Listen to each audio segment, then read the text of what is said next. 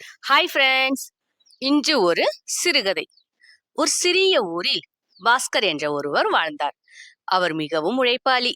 பல வருடங்கள் கஷ்டப்பட்டு ஒரு நல்ல வீடு கட்டினார். அந்த வீட்டை அவர் மிகவும் அன்பாக பார்த்து கொண்டார். ஒரு நாள் குடும்பத்துடன் ஊருக்கு வெளியே செல்ல வேண்டிய நிலை வந்தது. வீட்டை பூட்டிவிட்டு போகும்போது அவருக்கு ஒரு கவலை. நம்ம வீடு பாதுகாப்பாக இருக்குமா என்ற சந்தேகம். அப்போது அவருடைய நண்பர் சொன்னார், இப்போ காலம் மாறி போச்சு. CCTV, motion sensor, door alarm எல்லாம் இருக்கே. அதை பயன்படுத்தினா நீ எங்கே இருந்தாலும் வீட்டை பாதுகாக்கலாம்.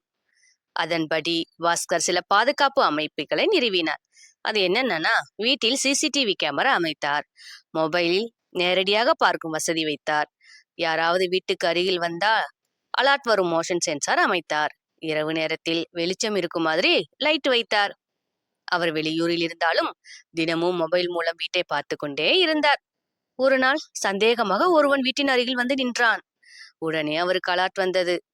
பாஸ்கர் உடனே பக்கத்து வீட்டாரை தொடர்பு கொண்டார். அவர்கள் சென்று பார்த்ததால் எந்த பிரச்சனையும் இல்லாமல் அந்த மனிதன் அங்கிருந்து சென்று விட்டான்.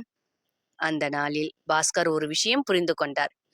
நாம் கஷ்டப்பட்டு சம்பாதித்ததை பாதுகாப்பது மிகவும் முக்கியம். அதன் பிறகு அவர் எல்லா நண்பர்களிடம் சொன்னார், வீட்டில் ஒரு லைட் இருந்தாலே பாதுகாப்பு அதிகரிக்கும். பாதுகாப்பு கருவிகள் இருந்தால் இன்னும் நன்றாக இருக்கும்.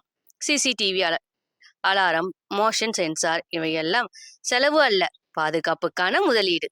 ஃப்ரெண்ட்ஸ், பாதுகாப்பு என்பது செலவு அல்ல, அது நம்ம உழைப்பின் மதிப்பை காக்கும் ஒரு முதலீடு.